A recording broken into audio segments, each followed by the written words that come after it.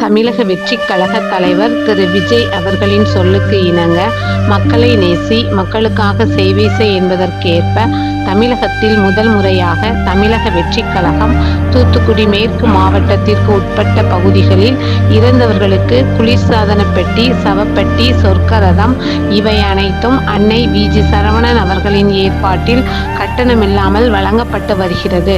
அதன் அடிப்படையில் திருப்பணி செட்டியாபத்து ஊரைச் சேர்ந்த மகராஜன் அவர்களின் மகன் முருகேசன் அவர்கள் 9/7/2025 அன்று உடல்நலக் குறைவின் காரணமாக காலமானார்.